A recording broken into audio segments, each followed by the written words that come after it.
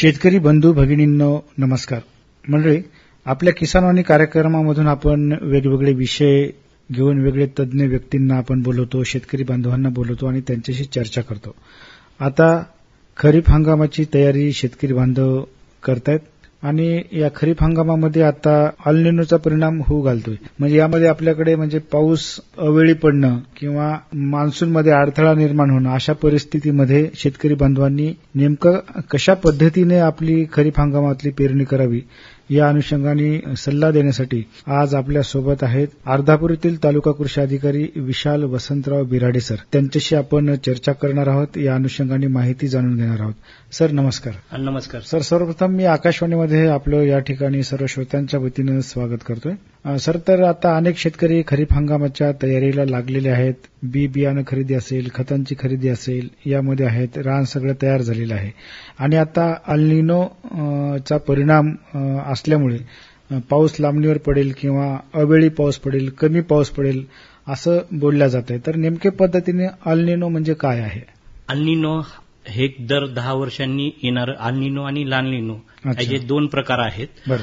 अल निनो म्हणजे काय आहे की पॅसिफिक महासागर, जसं आपल्याकडे अरबी समुद्र आहे तसाच पॅसिफिक महासागर आहे. मग त्या पॅसिफिक महासागराच्या वरच्या लेवलवर टेम्परेचर वाढलेलं आहे पॅसिफिक महासागराचं, आणि ते वारे हे अरबी समुद्राकडे येऊ घालतायत आणि त्या अरबी समुद्राच्या वाऱ्या येऊ घातल्यामुळे आपले नैऋत्य मान्सून वाऱ्याला तो अडथळा निर्माण करत आहेत.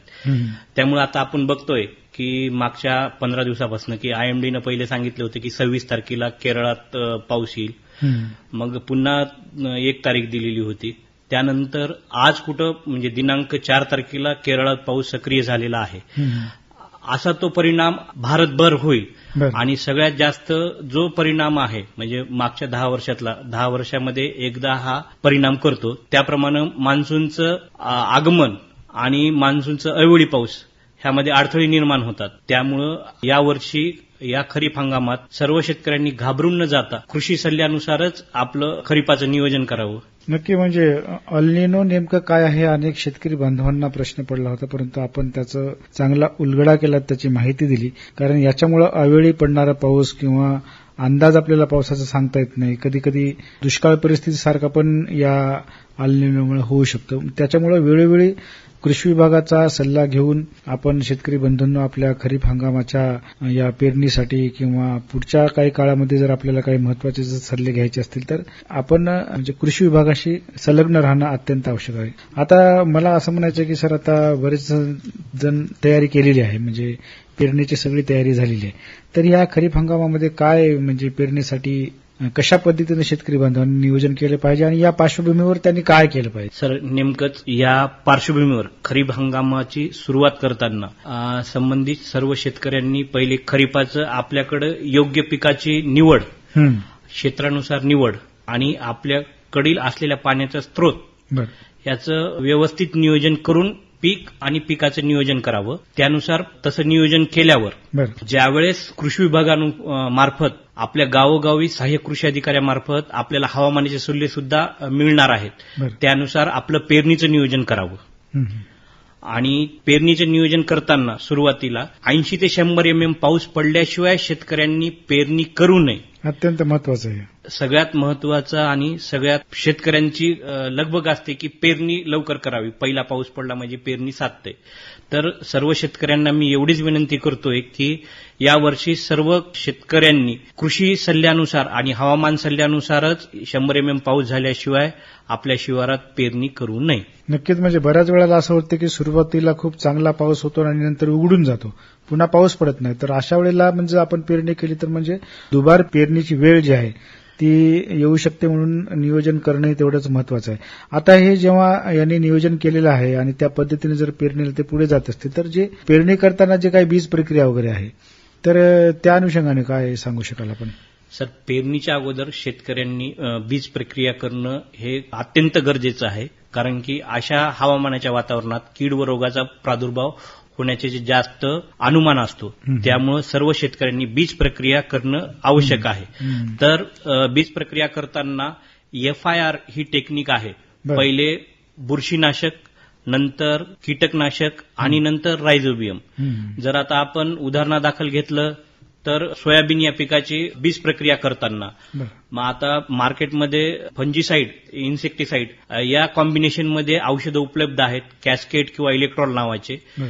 तर त्या औषधाचा उपयोग करून शेतकऱ्यांनी एक दिवस अगोदर म्हणजे पेरणीच्या एक दिवस अगोदर कॅस्केड किंवा इलेक्ट्रॉन नावाचं औषध जर 1 किलोला 5 ml बरं. याप्रमाणे जर बीज प्रक्रिया केली तर निश्चितच कीड व रोगापासून आपल्या बियाणाची हे होते आणि पाऊस जरी कमी पडला तर त्याला किडे वगैरे लागणार नाहीत. म्हणजे बीज प्रक्रिया अत्यंत महत्वाची आहे आणि या परिस्थितीमध्ये तर आवश्यकच आहे. आता दुसरी एक महत्वाची बाब आहे याच्यामध्ये की माती परीक्षण ही महत्वाचं आहे, परंतु आता सगळेजण आता पेरणीला वगैरे आता सुरुवात झाल्यामुळे आता काय ते माती परीक्षण काही करू शकणार नाही, परंतु माती परीक्षण करणं खूप महत्वाचं आहे.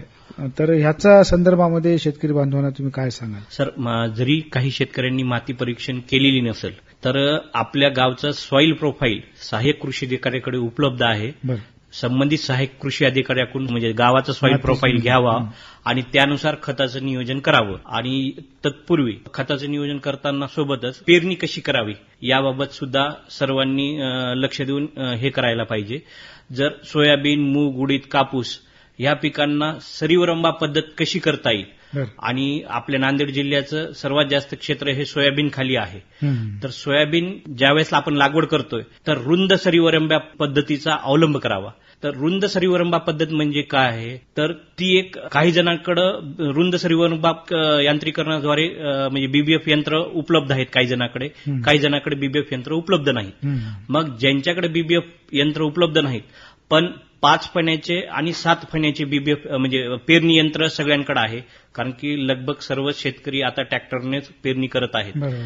तर पेरणी करत असताना 7 फण्याचं जर पेरणी यंत्र असेल तर मधले 2 फणं शेतकऱ्यांनी बी आणि खत त्या मधल्या 2 फणात टाकायचं नाही आणि जर 5 फण्याचं पेरणी यंत्र असेल तर मधलं 1 फण बंद करायचं. बरं. आणि त्यानुसार आपली पेरणी करायची. जर 7 फण्याचं पेरणी यंत्र जर 3 6 ओळीनंतर एक मृत सरी निघते आणि आपण पहिली जी कोळपणी करतो त्या पहिल्या कोळपणीला मध्ये बळीनाम नांगर किंवा आपल्या कोळप्याला जर पोतं बांधून जर दाबून हे मारलं तर रुंद सरीवरंबा पद्धत निर्माण होते आणि याला काही जास्त खर्च येणार नाही. यामुळे अल्निनो सारख्या परिस्थितीमध्ये पावसाचा खंड ज्यावेळेस होईल तर त्या पावसाच्या खंडामध्ये सदरील पीक आपलं तग धरून राहील. नक्कीच अत्यंत महत्वाचा मुद्दा बिराडे साहेब आपण शेतकरी बांधवांना सांगितलेला आहे आणि हेही सांगितलं की जर समजा आपण आपल्या शेतीमधलं माती परीक्षण जरी नाही केलं तरी सुद्धा म्हणजे आपल्या परिसरामधले जे शेती आहे तिथली नेमकी माती कशी आहे हे आपल्या कृषी सहाय्यकांना नक्कीच माहिती आहे. त्यांच्याकडून जर आपण माहिती जर करून घेतलं तर त्या पद्धतीचं आपल्याला त्याचे काही उपाय करायचे आहेत ते आपण त्यामध्ये करू शकतोय. दुसरं एक आता आपण याच्यामध्ये बघितलं आहे की डिजिटल कृषी सल्ला आपण जे म्हणतोय तर त्या अनुषंगाने म्हणजे काय शेतकऱ्यांना सांगू शकाल? की कृषी विभागानं महाविस्तार या ऍप हे शेतकऱ्यांचा डिजिटल मित्र हे सॉफ्टवेअर काढलेलं आहे. बरं. त्यामध्ये सर्व शेतकऱ्यांनी आपापल्या मोबाईलमध्ये प्ले स्टोअरवर जाऊन आपला फार्मर आयडी आणि आपला मोबाईल नंबर जर टाकला तर ते ऍप चालू होईल. संबंधित महाविस्तार ऍपमध्ये जसं आपण आता विचारलेलं आहे की माती परीक्षणाच्या आधारे खत व्यवस्थापन कसं करावं तर संबंधित ऍपमध्ये माती परीक्षण जरी केलेलं नसेल पण पिकाचं नाव जरी टाकलं आणि पिकाचं नाव टाकलं की तर त्याच्यानुसार पिकानुसार खताचा डोस आपल्याला काढून मिळेल. तसेच कीड व रोग याबाबत जरी आपल्याला काही कळत नसेल पण संबंधित ऍपमध्ये जर आपण चॅटबॉट ही एक सुविधा दिलेली आहे आणि संबंधित चॅटबॉटला जर आपण विचारलं की बाबा संबंधित ही अशी कीड पडलेली आहे त्यानुसार मी काय काय उपाययोजना करायला पाहिजे तर संबंधित सर्व शेतकऱ्यांनी आजच आपल्या मोबाईलमध्ये महाविस्तार कृषी ऍप हे डाउनलोड करून घ्यावं जेणेकरून शेतकऱ्याचा डिजिटल मित्र हे शेतकऱ्यासोबत राहील आणि अल्निनोसारखं संकट हे आपण दूर करू शकतो. नक्कीच म्हणजे शेतकरी बंधूंनो आपल्याकडे कृषीचे वेगवेगळे ऍप आपल्या अँड्रॉइड मोबाईलमध्ये असतील आणि हे महाराष्ट्र शासनानं महाविस्तार जे कृषी ऍप काढलेले आहे जे की एआयशी संबंधित मिळतं जुळतं आहे आणि ते डिजिटल पद्धतीनं आपल्याला पाहिजे तेव्हा सल्ला लगेच आपल्याला मिळणार आहे आणि अल्निनोचं जे संकट आहे हे जर आपल्याला कसं टाळता येऊ शकेल, पाणी जर कमी असेल तर कशा पद्धतीनं आपण शेतीमध्ये पाणी दिलं पाहिजे किंवा खतांचं व्यवस्थापन कसं केलं पाहिजे ह्या सगळ्या बाबी एका क्षणामध्ये आपल्याला मिळू शकतात आणि त्या पद्धतीनं आपण चांगली समृद्ध शेती करू शकतो. त्यामुळं आता बिराडे साहेबांनी सांगितल्या पद्धतीनं हे महाविस्तार ऍप जे आहे हे कृषी ॲप आपण नक्की आपल्या मोबाईलमध्ये डाउनलोड करा आणि आपल्या शेतीसाठी त्याचा उपयोग करा. सर, आता हे खरीप हंगामामध्ये जे काय आपण पेरणी घेतोय, पिकं करतोय, त्याच्यामध्ये जे आंतरपीक पद्धती जी आहे ती देखील तेवढीच महत्वाची आहे. तर त्या संदर्भाने शेतकरी बांधवांना सांगा ना. हा जो खरीप हंगाम आहे, सर्व शेतकऱ्यांनी आंतरपीक पद्धतीचा किंवा मिश्र पीक पद्धतीचा उपयोग करणं गरजेचं आहे. बरं. कारण की पावसाचा खंड यामुळं आपलं एक जर पीक आलं नाही तर दुसरं पीक शाश्वत उत्पन्न देऊन जातं. त्यामुळं आंतरपीक पद्धतीचा उपयोग करण्यात यावा. उदाहरणादाखल सांगायचं झालं तर तूर प्लस मूग किंवा उडीद आपण घेऊ शकता, बरं. किंवा सोयाबीन प्लस तूर घेऊ शकता, किंवा कापूस प्लस मूग घेऊ शकता. बरोबर. तर त्यानुसार सर्व शेतकऱ्यांना मी असं आवाहन करेन की कोरडवाहू क्षेत्रासाठी तर सगळ्या शेतकऱ्यांनी या हंगामात सोयाबीन प्लस तुरीचा आंतरपिकाचा म्हणजे आपल्या शेतात हे करावा, जेणेकरून आपल्याला शाश्वत उत्पन्न मिळेल. नक्कीच, म्हणजे आंतरपीक पद्धती ही आहे ती अत्यंत कोरडवाहूसाठी अत्यंत महत्वाची समजली जाते आणि आत्ताच्या या परिस्थितीमध्ये देखील हे अत्यंत महत्वाचं आहे. म्हणून अल निनोचं संकट जर आपल्याला टाळायचं असेल तर शेतकरी बंधूंनो आपण आंतरपीक पद्धतीचाही अवलंब या ठिकाणी करणं गरजेचं आहे. बिराडे सर, मला एक असं सांगाय की आता म्हणजे ह्या खरीप हंगामामध्ये मोठ्या प्रमाणामध्ये हुमणीचं प्रभाव जास्त होतो, तर त्याच्या नियंत्रणासाठी शेतकरी बांधवांनी काय करायला पाहिजे? नक्की सर, आता आपण सर्वांना माहित आहे की मान्सून पूर्वसर्या सुरू झालेल्या आहेत आणि मान्सून पूर्वसर्या सुरू झाल्यावरच ह्या हुमणी किड्याच्या प्रौढभुंगे येतात आणि हे प्रौढभुंगे काय करतात की आपले जे लिंबाचं झाड आहे, बोरीचं झाड आहे, याच्यावर ते मिलन करतात आणि आपल्या शेतात ती अंडी घालतात. तर ह्याला जर आपल्याला कंट्रोल मेजर करायचा असेल तर सगळ्यात स्वस्त आणि सगळ्यात सोपा पर्याय म्हणजे लाईट ट्रॅप. याच्यासाठी सर्व शेतकऱ्यांनी आणि हा सामूहिक गावातल्या सर्व शेतकऱ्यांनी जर हा प्रयोग केला तर आपले लाखो करोड रुपये वाचून जातील. फक्त एक लाईट जो लाल आपला असावा, लाल कलरचा असावा आणि रेग्युलर जो लाईट वापरतो आपण, आणि एक साधं टोपलं घ्यायचं आणि शेतात आपल्या 2 फुटापर्यंत उंचीला शेताच्या 2 फुटापर्यंत उंचीला लाईट लावायचा आणि तो त्याच्या खाली पाण्याचं टोपलं किंवा 3x1 खड्डा करून कॅरीबॅग टाकून पाणी जर टाकून ठेवलं आणि त्याच्यात एखादं कीटकनाशक, जरी कीटकनाशक आपल्याकडे अवेलेबल नसेल तरी आपल्या गाडीचं ऑइल किंवा तेल त्या संबंधित पाण्यामध्ये टाकायचं आणि लाईट संध्याकाळी 7 वाजल्यापासून रात्री 9:30 पर्यंत चालू ठेवायचा आणि आपण दुसऱ्या दिवशी सकाळी बघसाल की त्याच्यात हुमणी अळीचे प्रौढ हे होतील. आपण एका दिवशी जर 100 हुमणी अळीचे प्रौढ जर पकडले तर आपण 5 ते 6 हजार हंडी घालण्याचे प्रमाण दररोज थांबवू शकतो. आणि हा एकट्या शेतकऱ्यांनी केलेला नाही चालेल, आपल्या परिसरातील सर्व शेतकऱ्यांनी हे जर परिणामकारक उपयोग केला लाईट ट्रॅपचा तर नक्कीच आपण हुमणी किड्याचे नियंत्रण करू शकतो. नक्कीच, म्हणजे हुमणी किडीच्या नियंत्रणाचा सोपा आणि चांगला आणि सर्व शेतकरी करू शकतात असा आपण उपाय या ठिकाणी सांगितलाय. बरं, हे आता म्हणजे प्रत्येक शेतकऱ्यांनी तर करावंच, परंतु एका शेतामध्ये अशा किती ठिकाणी ते लावलं पाहिजे किंवा एकाच ठिकाणी लावलं तर जमते का?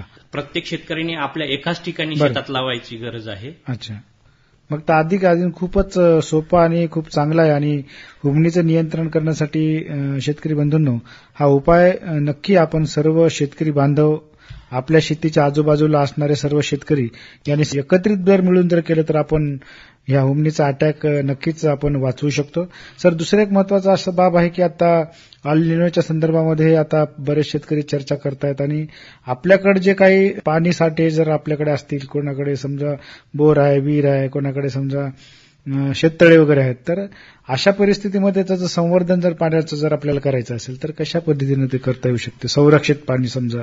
तर सर्व शेतकऱ्यांना मी विनंती करतो की आपल्याकडचे जो संरक्षण साठा आहे तो वापरताना ठिबक किंवा तुषार सिंचनाचा जर कार्यक्षम वापर आपण जर केला तर आपण संबंधित पाण्याचं बचत करू शकतो आणि लॉंग टर्म आपण याचा उपयोग घेऊ शकतो. आणि जो पावसाचा खंड आहे त्या पिरियडमध्ये आपण आपल्या पिकांचं पाणी देऊन यांचं संवर्धन केल्यास आपलं पीकही वाचू शकतं.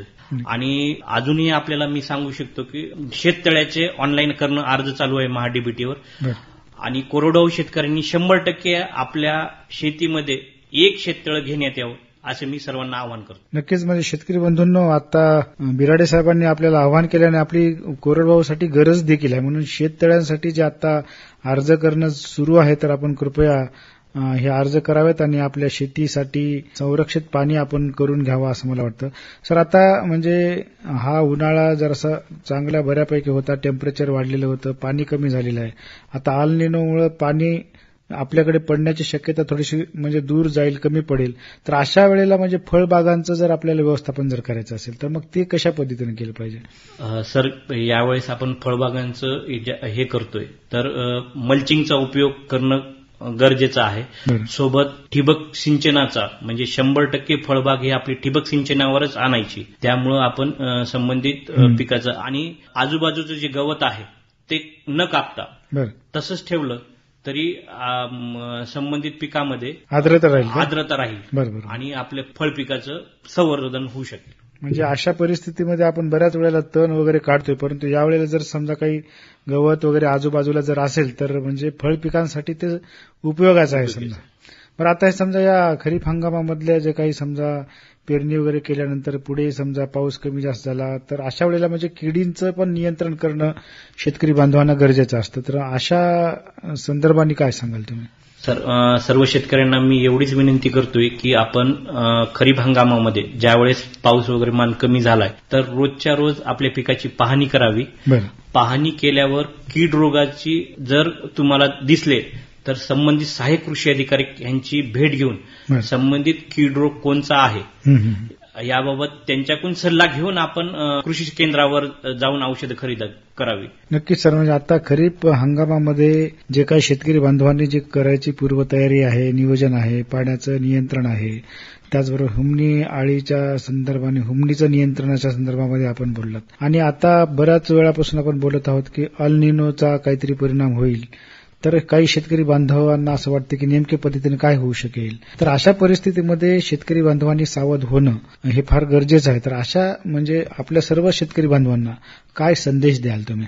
सर, मी सर्व शेतकऱ्यांना एवढा संदेश देईल की अल निनोच्या धर्तीवर म्हणजे घाबरून न जाता संबंधित संकटाचा आपण मी यापूर्वी जे 5 गोष्टीचं पहिली खरीपाचं पिकाचं नियोजन, दुसरी गोष्ट तुमच्या बीबीएफवर लागवड, तिसरी गोष्ट महाविस्तार एआय ह्याचा उपयोग आणि कीड रोग पडल्यावर सहाय्यक कृषी अधिकाऱ्यांना भेट घेणे, एवढं जर आपण केलं आणि आपल्याकडील संरक्षण सिंचनाचा ठिबक व तुषार यूज जर केला तर आपण या अल निनोच्या संकटापासून वाचू पण आणि चांगलं उत्पन्न पण घेऊया. नक्कीच बिराडे सर, आज आपण अल निनोचं काय म्हणजे अर्थ आहे आणि शेतकरी बांधवांनी न घाबरता कसं समोर गेलं पाहिजे हे काही 5 महत्वाचे मुद्दे आणि संदेश आपण या ठिकाणी दिलेला आहे. त्याबद्दल मी आकाशवाणीच्या वतीनं आणि सर्व श्रोत्यांच्या वतीनं आपले आभार व्यक्त करतो. धन्यवाद. धन्यवाद सर.